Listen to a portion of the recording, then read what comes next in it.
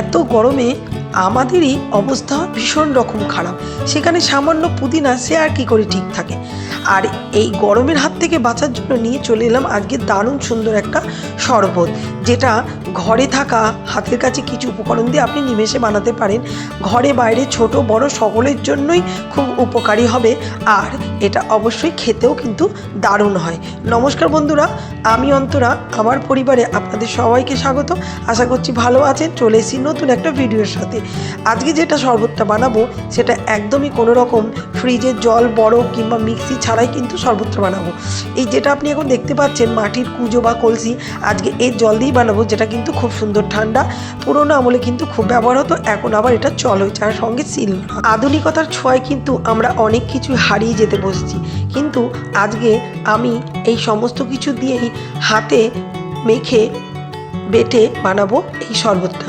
তো চলুন বলে দিই কী কী লাগছে। এটা বিট নুন, আমি এই শরবতে বিট নুন ব্যবহার করছি, আপনারা চাইলে নর্মাল নুনও ব্যবহার করতে পারেন। চিনি লাগছে, চিনি, পুদিনা পাতা, অবশ্যই পুদিনা পাতাটা ব্যবহার করবেন, তা নাহলে কিন্তু এই শরবতটার গুণাগুণটা ঠিক আসবে না। লাগবে কাঁচা আম, আম দুটো এরকম রং নয়, এটা আগে আমি সেদ্ধ করে ফেলেছি, কাঁচা আমটা আপনাদের দেখাতে পারলাম না, তো বুঝতেই পারছেন আমটা সেদ্ধ করা। লাগবে গোলমরিচের গুঁড়ো আর জলজিরা আর কিছুটা গোটা জিরে। তো আমটা প্রথমেই সেদ্ধ করে নিয়েছি, যেটা আপনাদের আগেই বলেছি। দুটো আমি এখানে ব্যবহার করেছি, তো আম দুটো সিটি দিয়ে মিডিয়াম আঁচে আমি সেদ্ধ করে নিয়েছি। আর গোটাই সেদ্ধ করেছি, খোসা সমেত। আপনারা আপনাদের পরিমাণ অনুযায়ী বাড়িয়ে নিতে পারেন। এইবার প্রথমে এক এক করে সমস্ত কিছু রেডি করে নেব। তো গ্যাসটা জ্বালিয়ে নিয়েছি, একটা চাটু বসিয়ে নিলাম। প্রথমে গোটা জিরেটা হালকা করে একটু নাড়াচাড়া করে ড্রাই রোস্ট করে নেব। তো আগেই বললাম মিক্সি ব্যবহার করব না, তো জিরেটা প্রথমে ড্রাই রোস্ট করে নিয়েছি, তো একটুখানি গুঁড়ো করে নেব। এবার চিনিটাকেও একটু পাউডার করে নেব। আপনাদের কাছে যদি পাউডার থাকে পাউডার দিতে পারেন, তো চিনিটাকেও আমি কিন্তু ভালো করে পাউডার করে নিলাম। যারা আজকে আমার ভিডিওটা প্রথম দেখছেন, নতুন বন্ধুরা, অবশ্যই কিন্তু একটা লাইক করে দেবেন, আর ভালো লাগলে সাবস্ক্রাইব করে নেবেন। আর পুরনো বন্ধুদের অনেক ধন্যবাদ পাশে থাকার জন্য। তো জিরে গুঁড়ো করা হয়ে গেছে, চিনিটাও কিন্তু গুঁড়ো করি। এবার পুদিনা পাতাগুলো পরিষ্কার করে বেছে নেবো। তো পাতাগুলো তো খুবই অবস্থা খারাপ, তো এক মুঠো মতো হয়েছে, একটু চটকে ধুয়ে নিলাম। তারপরে এটাকেও কিন্তু শিলনোড়াতে বেটে নেবো। সামান্য একটু জল দিয়ে নেবো যাতে বাটতে সুবিধা হয়, আর একদম মিহি করে কিন্তু বেটে নিতে হবে। এই প্রত্যেকটা জিনিসের পরিমাণ আপনারা চাইলে বাড়িয়ে কমিয়ে নিতে পারেন। তো পুদিনা পাতা খাওয়ার উপকারিতা আমরা তো জানি, তো আজকে শরবতটা এই কারণেই আরও টেস্টি হতে চলেছে।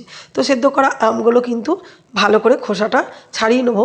আমটা ছাড়াতে গিয়ে দেখলাম আরও একটু সেদ্ধ হলে ভালো হতো, কিন্তু কেন হয়নি জানি না, দুটো সিটিতে তো সেদ্ধ মোটামুটি হয়েই যায়। তো যাই হোক, আমটাকে ভালো করে চটকে আটিটা আমি ফেলে দিলাম। ভালো করে খোসার থেকেও একটু যে আমের শাঁসটা ছিল সেটাও চামচে করে ছাড়িয়ে নিলাম।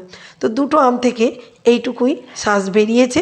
তো এবার একটা নিয়ে নিলাম চপারের মধ্যে আমের শাঁসগুলোকে, সেদ্ধ করা যে আমের শাঁস, এগুলো দিয়ে দিলাম। দেওয়ার পরে দিয়ে দেবো ওই যে পুদিনা পাতা বাটা, যেটা শিলনোড়ায় বাটা হয়েছে, সেটাও দিয়ে দিলাম, 1 চামচ মতো হয়েছে। দিয়ে দিলাম পরিমাণ মতো বিট আর মাটির কুঁজো থেকে ঠান্ডা জল, আপনারা চাইলে বরফ বা ফ্রিজের জল ব্যবহার করতে পারেন। দিয়ে দিলাম একটুখানি গোলমরিচ গুঁড়ো। এবার দিয়ে দেবো জল, পরিমাণ মতো জল দেবো। এখানে অল্প একটু জল দিয়ে দিলেই হবে, খুব বেশি জল দেওয়ার দরকার নেই, শুধু চপারের মধ্যে জিনিসগুলোকে মিক্সড করার জন্য। তো সমস্ত কিছু দিয়ে এবার ভালো করে চপারের মধ্যে এগুলোকে মিশিয়ে নিলাম। তো মেশানো হয়ে গেছে, দেখুন কত সুন্দর কিন্তু সমস্ত কিছু একদম খুব স্মুথলি মিশে গেছে। একদম যেমনটি আমি করতে চাইছি, যেমনটি দরকার, ঠিক তেমনই গাঢ় মতো একদম মিক্সারটা তৈরি হয়েছে। এবার একটি সার্ভিং গ্লাস নিয়ে তার মধ্যে ওই মিশ্রণটি কিছুটা দিয়ে দেবো। এটা আপনি কিন্তু চাইলে 2 দিন স্টোর করেও রাখতে পারেন, যেহেতু আমটা বয়েল করা। তারপর জল মিশিয়ে দিলাম পরিমাণ মতো, যাতে একটু পাতলা হয়। এটা আপনি জল মিশিয়ে পাতলা করেও কিন্তু ফ্রিজে 2 দিন বোতলে রেখে দিতে পারেন। এরপরে এর মধ্যে একটু মিশিয়ে দেবো সামান্য জলজিরা, যেটা অপশনাল, আপনারা চাইলে দিতে পারেন, নাও দিতে পারেন, দিলে একটু টেস্ট হবে। সামান্য একটু জিরের গুঁড়ো মিশিয়ে দিলাম। এটাতে আমি কোনো চিনি ব্যবহার করছি না।